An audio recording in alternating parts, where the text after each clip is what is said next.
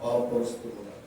కాబట్టి అలాంటి దేవాది దేవునికి మనం లోబడి దేవుని చిత్తానుసారమైన జీవితంలో, దేవునికి ఇష్టమైన జీవితంలో మనము జీవించువారముగా మనం ఉండాలని దేవుని వాక్యం ద్వారా దేవుడు మనకు తెలియజేస్తున్నాడు. గత వారం నేను మీకు చెప్పిన వాక్యం అంతమంది జ్ఞాపకం ఉంది. చెప్పండి. చీకటి నాకు బంధువర్గమాయ. చీకటి నాకు బంధువర్గం. చీకటిని బంధువర్గంగా చూసుకుంటే పతనమైనటువంటి సొదొమ మనం జ్ఞాపకం చేస్తున్నాం. కానీ దేవుడు ప్రేమ కలిగిన దేవుడు, దేవుడు కృప కలిగిన దేవుడు. ఎవరు పాపములు, ఎవరు అపరాధములు, ఎవరు శాపములు మరణించుట ఆయనకి ఇష్టము లేదు. అంతటా అందరూ మారు మనస్సు పొందాలి, అంతటా అందరూ రక్షణ పొందాలి, అంతటా అందరూ దేవుని కుమారుడుగా, దేవుని కుమార్తెలుగా మార్చబడాలి. అందరి పేరు జీవ గ్రంథములో రాయబడాలి. అది దేవుని ప్రణాళిక. అందుకే దేవుడు భూమిని, ఆకాశమును సమస్తమును ఆ కొరకు దేవుడు సృష్టించాడు, దేవుడు ఏర్పాటు చేశాడు. అంతేగాని మనము చీకటిని బంధువర్గం చేసుకుని బ్రతకమని మాత్రం కానే కా. దేవునికి స్తోత్రం. హల్లెలూయా. మన పిల్లలను అన్నామంటే మన పిల్లలు శాపగ్రస్తులు కావాలనా అనేది కాదు. మన పిల్లలు ప్రయోజకులు కావాలి, మన పిల్లలు జ్ఞానవంతులు కావాలి, తెలివైన వారు కావాలి. మంచి విద్యా బుద్ధులు మన పిల్లలు కలిగి ఉంటే తల్లిదండ్రులుగా మనమంతా సంతోషపడతాం కదా. అలాగే సృష్టించిన మనందరినీ నిర్మాణం చేసిన నిర్మాణకుడు, సృష్టికర్త దేవుడు కూడా మనం ఆశీర్వదించబడడం, మనము కృప ఎమ్మడి కృప పొందుకోవడం, మేలు ఎమ్మడి మేలును మనం పొందుకోవడం ఆయనకి అంత సంతోషం కదా. దేవునికి స్తోత్రం. హల్లెలూయా.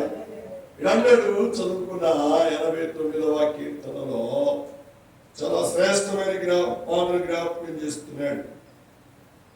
3వ చరణం, నేను ఏర్పరచుకున్న వారితో నిబంధన చేసుకున్నాను.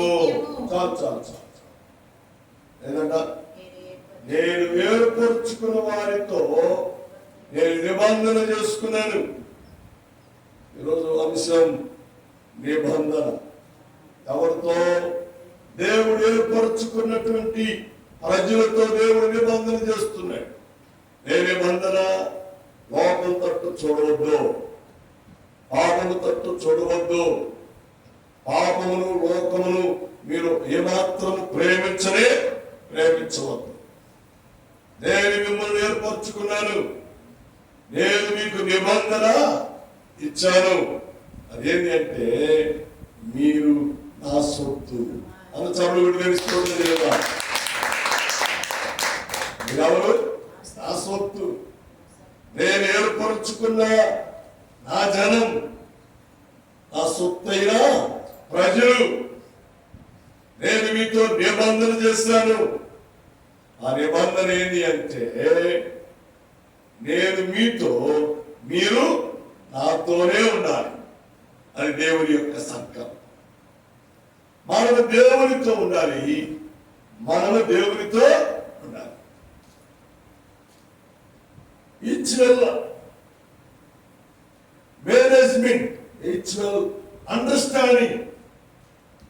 అంటే ఇద్దరికి ఒక అండర్స్టాండింగ్ తో ఉన్నటువంటి సంబంధం. దేవునికి స్తోత్రం. హల్లెలూయా. భార్యాభర్తలకున్న సంబంధం కంటే కూడా మనిషికి దేవునికి ఉన్న సంబంధం చాలా ఉన్నతమైనది. హల్లెలూయా. భార్యాభర్తలు ఉన్న సంబంధం నిబంధన ఏంటంటే నేను బ్రతికినంతకాలం నీతో, నువ్వు బ్రతికినంతకాలం నాతో, ఇట్లా ఉన్నావు. ఇది నిబంధన. అది దేవుని నిబంధన కాదు. భూమి మీద ఉన్నా నాతో ఉండాలి, చనిపోయి పరలోకం వచ్చినా నాతో ఉండాలి. ఎంత గొప్ప నిబంధన అండి. భార్య భర్తల నిబంధన భూలోకంలో ఉన్నంత కాలమే. కానీ దేవునితో నిబంధన భూమిలో ఉన్నప్పుడు ఏమండి మరణించి ఆత్మ దయచేసిన దేవుని అంతకు వెళ్ళినప్పుడు కూడా ఆయనతో ఉంటుంది. హల్లెలూయా. ఎంత గొప్ప నిబంధన, ఎంత గొప్ప నిబంధన.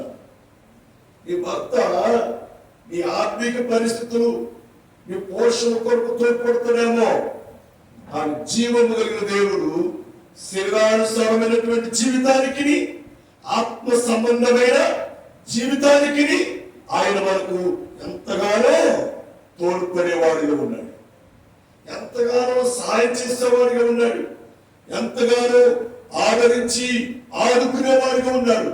కారణం ఏంటి అంటే ఆయన నిబంధన చాలా గొప్పది. కవెనెంట్ చాలా శ్రేష్టమైనది, చాలా శ్రేష్టమైనది.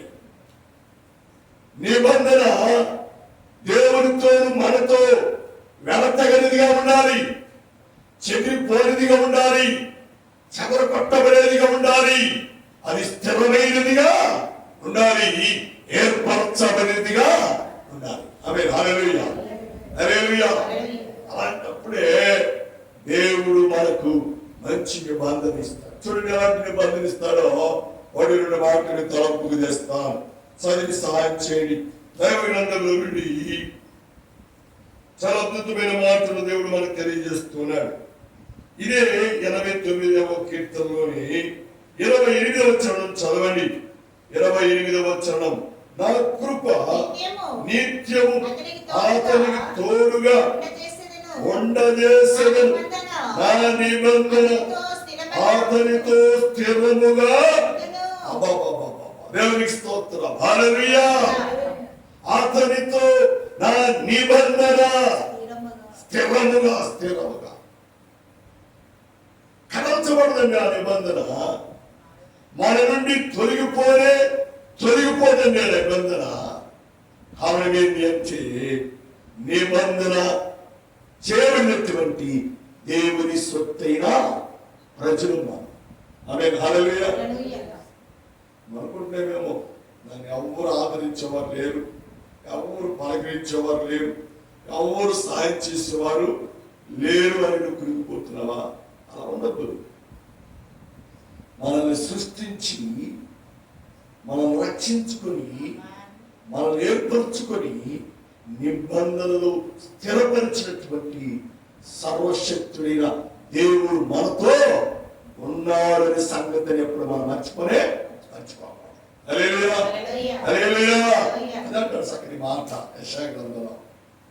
తల్లి తన సంటి బిడ్డను మరిచిన మరవచ్చును, కానీ నేను మాత్రం నిన్ను మర్చిపోను, నేనేమాత్రం కూడా విడిచిపెట్టను.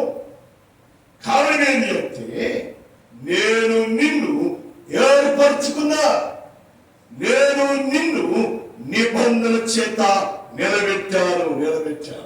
ఆమేన్. హల్లెలూయా. అదంటాడు చక్కని మాట, చాలా అద్భుతమైన మాట అంటాడు ఇక్కడ. నా కృప నిత్యము అతనికి తోడుగా ఉండును. ఎవరికి? ఏర్పరచుకున్న వారికి, ఎవరికి? నిబంధనలో ఉన్నవారికి ఏముంటుంది? కృప నిత్యము తోడుగా ఉంటుంది. హల్లెలూయా. కొన్ని సమయాలు, సందర్భాల్లో మనకు అర్థం కాని కొన్ని ప్రశ్నలు మన మెదడులోకి వస్తూ ఉంటాయి. అర్థం కాని కొన్ని ప్రశ్నలు మన మనసులోకి, మన మైండ్లోకి వస్తూ ఉంటాయి. ఏంటి అంటే గ్రామంలో, మనం ఉన్న గ్రామంలో ఆ కుటుంబం సింగిల్గా ఉండింది, ఎవరితో సంబంధం పెట్టుకోరు.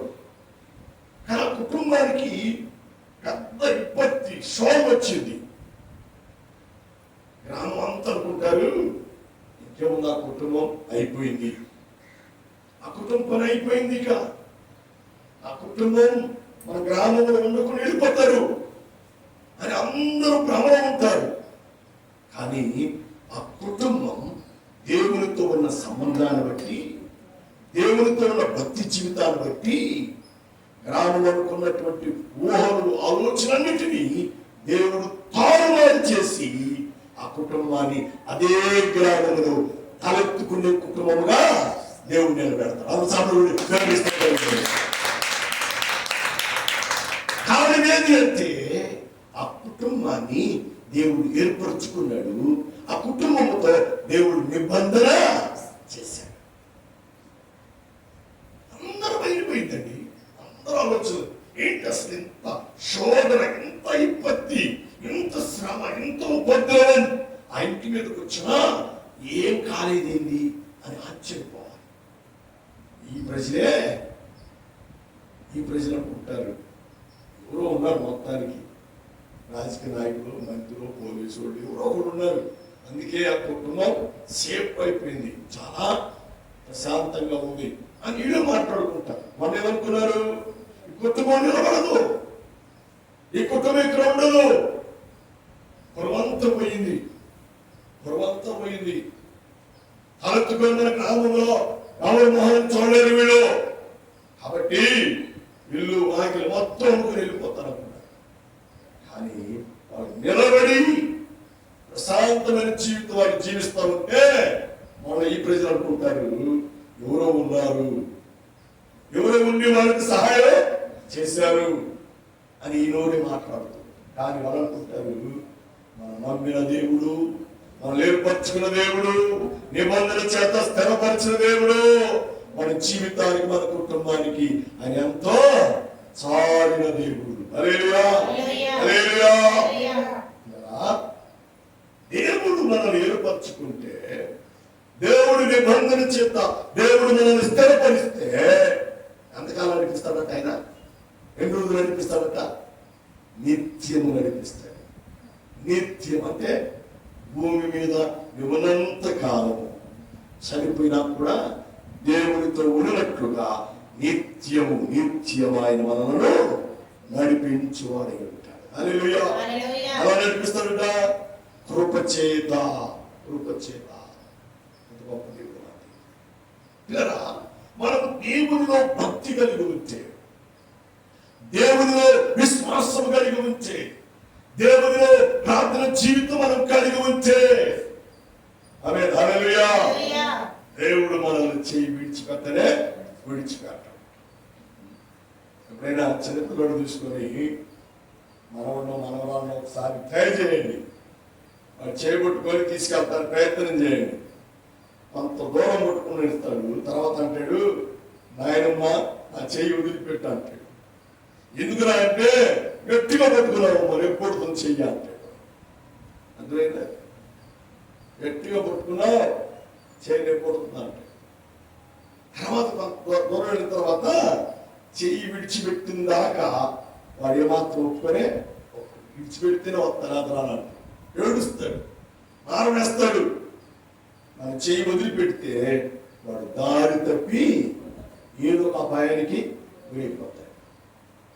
అంటారు కదా, అంటారా? చెప్పండి అవునా కాదా? కానీ మన దేవుడు మన చెయ్యి పట్టుకుంటే నిత్యము నడిపిస్తాడు. రాత్రి ఉండదు, పగలు ఉండదు, అర్థమైందా? ఎండ ఉండదు, వాన ఉండదు. బాబు 365 రోజులు హల్లెలూయా మనం బ్రతుకున్న సంవత్సరాలన్నీ కూడా కృపాక్షేమము వలె మన యంట వస్తాయి. హల్లెలూయా. కాబట్టి నెంబర్ 1 మనం నిబంధన కలిగినటువంటి ప్రజలు. నిబంధన నువ్వు కలిగి ఉంటే, నిబంధనలో నిలిచి ఉంటే, వాక్యంలో నీవు నిలిచి ఉంటే, సంఘంలో నీవు నిలిచి ఉంటే, సంఘ సహవాసంలో నీవు నిలిచి ఉంటే, ఆత్మీయతలో నీవు నిలిచి ఉంటే, భక్తిలో నీవు నిలిచి ఉంటే, దైవికమైనటువంటి స్థితిలో నీవు నిలిచి ఉంటే ఆయన నిన్ను ఎప్పుడూ విడిచిపెట్టడు. ఆమేన్, హల్లెలూయా. అని అంటాడు యెషయా గ్రంథంలో చక్కని మాట అంటాడు, చూడుము నిన్ను నేను నా చేతిలో చెప్పుకున్నాను అన్నాడు. మనం ఎక్కడున్నామంట? ఆయన చేతిలో ఉన్నాం. ఆమె మనోడికి వాటర్ లిస్టు ఆధార్ కార్డు చూస్తే మన అడ్రస్ తెలిసింది, లేకపోతే మన అడ్రస్ తెలియదు. అర్థమైందా? కానీ మన అడ్రస్ దేవుడు ఇప్పుడు ఆయన చేతిలోనే పెట్టుకుంటాడు. అడ్రస్ కాదు, నేనే పెట్టుకున్నాడు ఆయన. కారణం ఏంటంటే ఆయన ఏర్పరచుకున్నాడు నిబంధన చేత, ఆయనలో నిన్ను మిళితం చేసుకున్నాడు. ఏకమైపోయా. నువ్వేరు కాదు, నువ్వు సపరేట్ కాదు. ఆయన నీవే ఆయన. కాబట్టి ఆయన అరిచేతిలో నీవు ఉన్నావు. అర్థమైందా? ఆయన అరిచేతిలో నీవు ఉన్నావండి. కారణం నిన్ను ఏర్పరచుకున్నాడు దేవుడు. కారణం నిబంధన చేత దేవుడు నిన్ను స్థిరపరుచుకున్నాడు. హల్లెలూయా. చూడండి, 3వ మాటకి తలంపుకు చేస్తాను. బైబిల్ గ్రంథముల నుండి శ్రేష్టమైన మాట 34వ వచనం. ఇదే 34వ చరణం అంటాడు, నా నిబంధన నాకన్నాడు, నిబంధన ఉంది కాబట్టి కృప చేత నడిపించాను అన్నాడు. ఇప్పుడు అంటున్నాడు 3వ మాట. 4వ మాట అంటున్నాడు, నా నిబంధన నీ ఎడల రద్దు చేయలే చేయ. మన నిబంధన దేవునితో ఎన్నడూ రద్దు కాలే కా. పాపి రక్షించబడ్డాడు, బాప్తీసం తీసుకున్నాడు, సంఘంలో చేర్చబడ్డాడు. బాప్తీసం తీసుకున్న రోజే తన పేరు జీవ గ్రంథంలో దేవుడు రాసేశాడు. అనుకున్న పరిస్థితుల్లో శోధన వచ్చింది, పడిపోయాడు. పడిపోయినంత మాత్రాన దేవునితో ఉన్న నిబంధన రద్దు కాలే. మరణాలు పశ్చాత్తాపడి, నేను పాపిని ప్రభువా, నేను పాప సంబంధమైన క్రియల చేత పట్టబడ్డాను ప్రభువా, పాపముల చేతను అపరాధముల చేతను చచ్చిన వాడిగా నేను ఉండిపోయాను ప్రభువా, దయతో నన్ను నీవు క్షమించయ్యాలి. తనకు తాను ఏడ్చి కన్నీళ్ల చేత తన జీవితాన్ని దేవుని దగ్గర ఒప్పుకుంటే దేవుడు తిరిగి ఏం చేస్తాడు? నిలబెడతాడు. తన నిబంధన అతనితో రద్దు చేయనే చేయి. కానీ మన శరీరానికి సంబంధంగా లోకానుసారం చూస్తే భార్యాభర్తలు కోపం వచ్చిందంటే ఏం చేస్తారు? పెళ్ళి క్యాన్సిల్ చేసుకుంటారు, వివాహమే క్యాన్సిల్. మరి బాబు పిల్లడు ఉన్నాడు, కూతురు ఉంది, ఎంత అవుతున్నారా నాయన, వీళ్ళందరికీ ఒకదానిరా బాబు అన్నా ఎవరు చెప్పలేమండి. ఆ అమ్మాయి పద్ధతి బాగాలి, ఇతని పద్ధతి బాగాలి, వాళ్ళిద్దరు కలవడం చాలా కష్టం అని ఏం చేస్తున్నారు? కోర్టుకు వెళ్ళి కోర్టుని ఆశ్రయించి కోర్టు ద్వారా విడాకులు. సరే, విడాకులు అయిపోయిందంటే అట్టగాడు మళ్ళా ఆస్తిలో భాగం, ఇంట్లో భాగం, పొలంలో భాగం. అంత భయంకరమైన పరిస్థితి. మన దేవుడు అంత కక్ష కలిగిన వాడు కానే కా, అంత దేశం కలిగిన వాడు కానే కా. మన దేవుడు ఆయనతో చేసిన నిబంధన, ఆయనతో చేసినటువంటి కవెనెంట్ స్థిరమైనది. ఆమేన్. హల్లెలూయా, హల్లెలూయా. ఎన్ని మారులు దేవుని దూషించినా, ఎన్ని మారులు దేవుని తిరుగుబాటు చేసినా, ఎన్ని మారులు దేవుని నామానికి అవమానకరముగా నువ్వు ప్రవర్తించినా, నా దేవుడు కృపగాడు, నిబంధన రద్దు చేసేవాడు కానే. నువ్వేర్చి కన్నీళ్ళ చేత దేవుని దగ్గర ప్రార్థన చేస్తే, నీ పాపను ఒప్పుకొని దేవుని దగ్గర ఒప్పుకుంటే ఆయన నిన్ను క్షమించగలిగిన. ఆమేన్. హల్లెలూయా. అదే అంటాడు దావీదు కీర్తన 6వ కీర్తన అంటాడు, దావీదు ఏడ్చి తన కన్నీళ్ల చేత పరుపు కొట్టుకుపోవనంతగా ఎన్ని కన్నీళ్ళు వచ్చినాయో. అసలు మనుషుల సాధ్యమేనది. ఏమిటి మనోడు 2 బుట్లు కన్నీరు రాగానే పోయి అంత ఏడ్చి ప్రార్థన చేశాను అనుకుంటా ఫీల్ అయిపోతారు మనమే. ఈరోజు ఎంత ప్రార్థన చేశానో, ఎంత ప్రార్థన చేశాను, ఎన్ని కన్నీళ్ళు గార్చాను. దావీదు యొక్క పశ్చాత్తాపం చాలా బలమైంది కదా. కారణం ఏంటంటే తను చేసిన తప్పిదముగా దేవుని దగ్గర ఒప్పుకున్నాడు, ఏడ్చాడు. ఆ ఏడ్చిన కన్నీళ్ళ చేత తను పడుకున్న పరుపు కొట్టుకొనిపోయిందంట. అంతగా ఏడ్చాడు, అంతగా నరకబట్టబడ్డాడు, అంతగా గుడ్డలే పిండబడ్డాడు. కాబట్టి తన పాపమును దేవుడు క్షమించాడు. అతనితో చేసిన నిబంధన దేవుడు రద్దు చేయలే. చెప్పండి హల్లెలూయా. దేవుడు నిబంధన చేసినప్పుడు నిబంధనలో దేవుడు మనలను స్థిరపరచువాడుగా ఉంటాడు. నిబంధనలో దేవుడు మనల్ని బలపరచువాడుగా ఉంటాడు. నిబంధన చేత దేవుడు మనలను నిత్యము నడిపించువాడుగా ఉంటాడు. ఎంత గొప్ప దేవుడు మన దేవుడు మనల్ని ఎప్పుడు కూడా విడిచిపెట్టువాడు కానే. ఆయన మనల్ని స్థిరపరచువాడు ఉన్నాడు. ఆమేన్ హల్లెలూయా హల్లెలూయా. దేవుని నమ్మిన బిడ్డలు కదలని సియోను కొండ వలె ఉంటారు. కదల్చబడు వాళ్ళు. సునామీ లాంటి తుఫాను వచ్చినా యేసు రక్తమే జయమని స్థిరంగా ఉంటారు. ఆమేన్ హల్లెలూయా హల్లెలూయా. కాబట్టి మనం దేవుని నిబంధనలో నిలిచిన వారమై జీవించు వారముగా మనం ఉండాలి. 4వ మాటకి తలపు తెస్తాను. చదివి సహాయం చేయండి. దైవ గ్రంథంలో నుండి ఇదే 89వ కీర్తనలోని 39వ చరణం చదవండి. 39వ చరణం.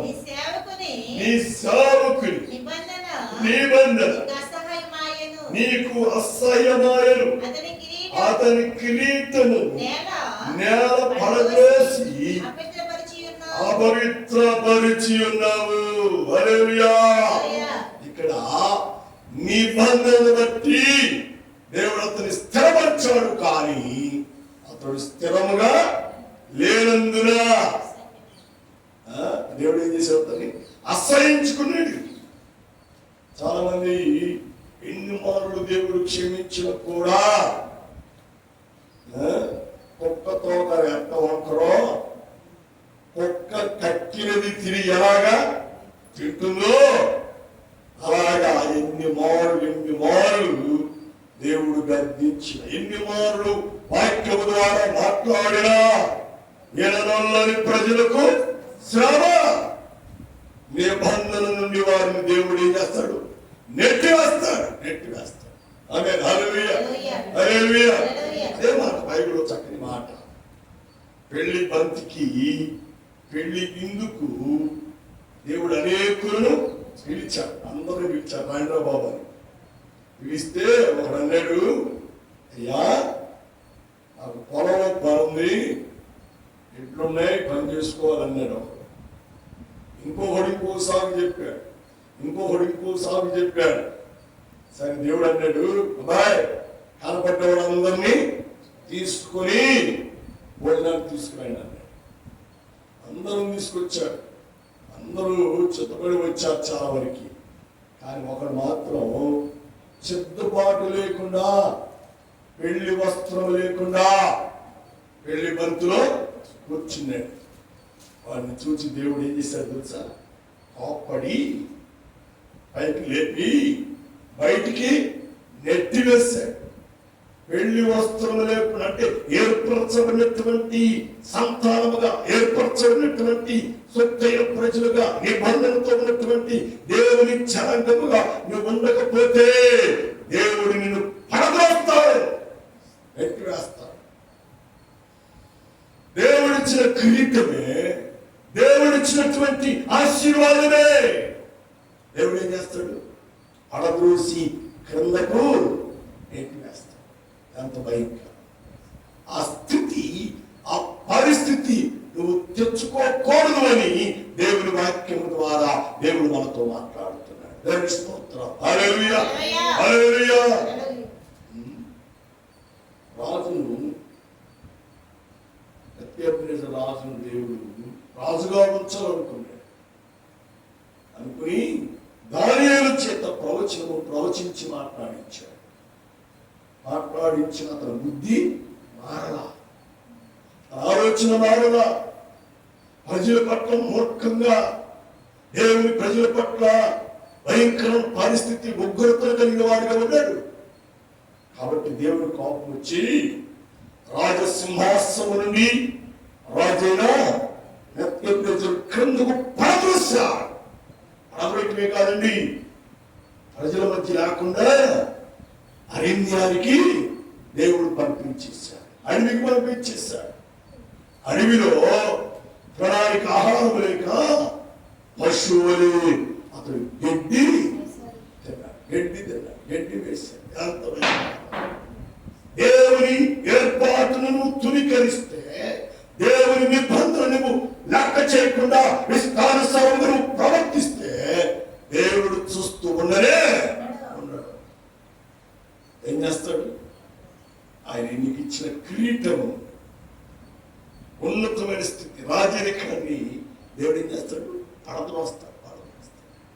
ఆమేన్. హల్లెలూయా, హల్లెలూయా. అదే దావీదు కూడా చేసిన పని. గొర్రెలు కాసుకునే దావీదుని దేవుడు పిలిచి నిబంధన చేసి ఏర్పరచుకొని కిరీటం ఇచ్చాడు, రాజాంతత్వం ఇచ్చాడు. అది విషయాన్ని మర్చిపోయి పాపములు పడిపోయాడు, అపరాధములు పడిపోయాడు. కాబట్టి అది ఏడ్చి ఏడ్చి కన్నీళ్ల చేత పడుపు కొట్టుకుపోవునంతగా ఏడ్చాడు. వాళ్ళ దేవుడు ఏం చేశాడు? అతని మీద ప్రేమ చూపించి పడిపోయిన కిరీటాన్ని మళ్ళా ధరింపచేశాడు. మన చదువుడి దానికి స్తోత్రం. కఠినంగా ఉండబాకండి. దేవుడు ఒప్పుకోడు.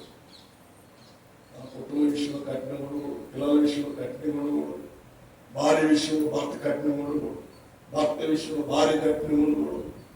ఉంటే నీ స్థితిని, నీ నిబంధనలు నీవు కోల్పోతావు. కోల్పోయి దేవుడిచ్చినటువంటి జీవ కిరీటం, దేవుడిచ్చినటువంటి రక్షణ కిరీటం, దేవుడిచ్చినటువంటి ప్రార్థన కిరీటం, దేవుడిచ్చినటువంటి ఆత్మీయ సంఘ సహవాసంతో కలిగినటువంటి కిరీటాన్ని దేవుడు ఏం చేస్తాడు? నీ గర్వ స్వభావాన్ని బట్టి నీ కిరీటము పడదోయబడింది. ఆ స్థితి మీరు తెచ్చుకోవద్దు అని దేవుని వాక్యం ద్వారా దేవుడు మనతో మాట్లాడుతున్నాడు. దేవుని స్తోత్రం. హల్లెలూయా, హల్లెలూయా. చూడండి, 5వ మాట చెప్పిన ముగిస్తాను. చదివి సహాయం చేయండి. దైవ గ్రంథముల నుండి చాలా శ్రేష్టమైన మాట నీ మనసుకు తెస్తాను.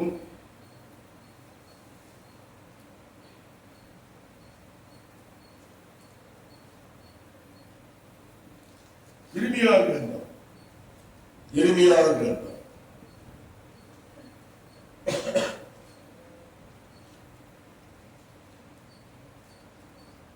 33వ అధ్యాయం 21వ వచనం. ఇర్మియా గ్రంథం 33వ అధ్యాయం. నా సేవకుడైన దావీదు సింహాసనం మీద కూర్చుండి రాజ పరిపాలన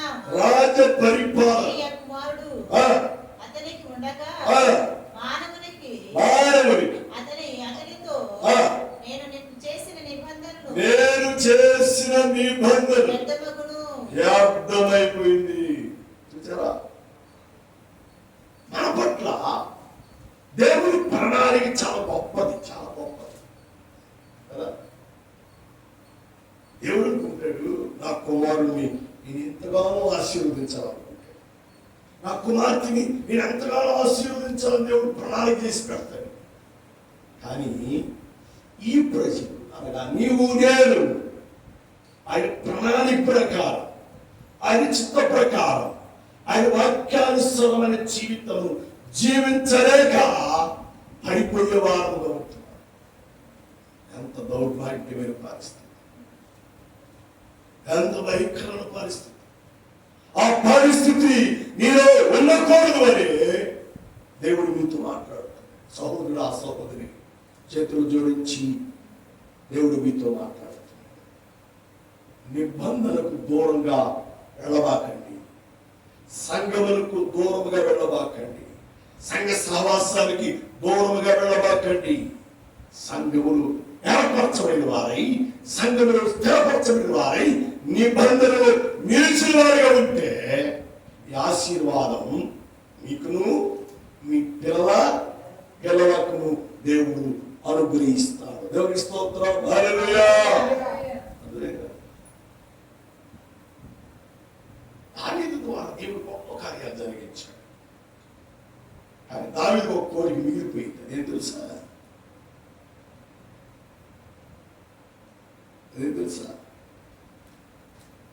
దేవుని మందిరం దావీదు కట్టలేకపోయాడు.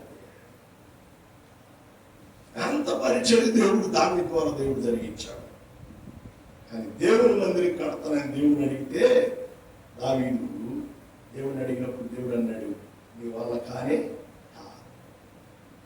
కారణం ఏంటంటే నీ నిబంధన కలిగిపోయావు. నువ్వు కట్టే మందిరంలో నేను ఉండను దావి ఉండలే. నా నిబంధన కాదనే నువ్వు తిరస్కరించావు. అది నీ వల్ల కానే అది సంతానం చేత నేను మందిరమును కట్టిస్తాను. ఆమేన్. హల్లెలూయా. హల్లెలూయా. లేదా నీ భక్తి పాడైపోతుందేమో, నీ విశ్వాసం వ్యర్థమైపోతుందేమో, నీ ప్రార్థన జీవితం నిష్ప్రయోజనమైపోతుందేమో. గ్రహించండి. లోక సంబంధంగా, శరీర సంబంధమైన ఆలోచనలు, పాప సంబంధమైన ఆలోచనలు, వాక్యానికి వ్యతిరేకమైన ఆలోచనలు, సంఘానికి వ్యతిరేకమైన ఆలోచనలు నువ్వు చేస్తూ ప్రభువా ప్రభువా ప్రభువా అని పిలిస్తే ఏం ప్రయోజనం? అంటే నువ్వు నిబంధన తొలగిపోయావు. నేను నిన్ను ఏర్పరచుకుంటే నా ఏర్పాటును కూడా నువ్వు తునీకరించావు. కాబట్టి ఇవాళ ఏం కానే దావీదు చెప్పినట్టు మనకు కూడా చెప్తాడు దేవుడు. దేవునికి స్తోత్రం. హల్లెలూయా. హల్లెలూయా. అర్థమైందా? కాబట్టి మనము ఇప్పుడు కూడా నిబంధనను దూరం చేసుకోవాలి. నిబంధనకు వేరుగా మనము జీవించుకోవాలి. దేవునికి స్తోత్రం. హల్లెలూయా. కాబట్టి మనల్ని మనం దేవుని దగ్గర సమర్పణ చేసుకోవాలి, దేవుని దగ్గర అర్పించుకొని దేవుని చిత్తానుసారమైన జీవితంలో మనం జీవించినప్పుడు ఆయన మా కృప నిత్యము మనలను నడిపిస్తుంది. ఆయన కృప నిత్యము మనకు తోడుగా ఉంటుంది అని దేవుని వాక్యము ద్వారా దేవుడు మనకు తెలియజేస్తా ఉన్నాడు. దేవునికి స్తోత్రం. హల్లెలూయా. హల్లెలూయా. కాబట్టి మనల్ని మనం ఇప్పటికప్పుడు దేవునికి సమర్పణ చేసుకొని దేవునికి అర్పించుకొని దేవుని చిత్తానుసారమైన జీవితంలో, దేవునికి ఇష్టమైన జీవితంలో మనము జీవించి మనం ఆ జీవితాన్ని కొనసాగించినట్లయితే ఆయన మనలను ఉన్నతమైన స్థితిలోనికి హెచ్చిస్తాడు. ఉన్నతమైన ఆశీర్వాదముల చేత మనల్ని నింపి మనల్ని బలపరుస్తాడు అని దేవుని వాక్యము ద్వారా దేవుడు మనతో మాట్లాడుతున్నాడు. దేవుని స్తోత్రం. హల్లెలూయా. మూలవాక్యానికి రండి. మరొకసారి 89వ కీర్తన 3వ వచనం. నేను ఏర్పరచుకున్న వారితో నిబంధన చేసి ఉన్నాను. దేవుని స్తోత్రం. హల్లెలూయా. నేను ఏర్పరచుకున్న వారితో, అందరితో కాదండి, ఎవరితో పట్టాలతో కాదండి, ఏర్పరచుకున్న వారితో నేను నిబంధన చేసుకుని. ఎంత గొప్ప నిబంధన! ఆ నిబంధనకు లోబడి మనం బ్రతకాలి. ఆ నిబంధనకు లోబడి మన జీవితాన్ని మనము కొనసాగించాలి. అలాగా ఉండి దేవుని యొక్క మేలు, దేవుని యొక్క ఆశీర్వాదములు పొంది నిత్య రాజ్యానికి కొరకు రాజ్యానికి వారసులుగా దేవుని చిత్తానుసారమైన ప్రజలుగా నిన్ను నిమిత్తమై యేసుక్రీస్తు వారు నరావతారిగా లోకములో జన్మించి సర్వ మానవాడి పాప పరిహారం నిమిత్తమై ఆయన కొరాదబ్బలుతున్నాడు.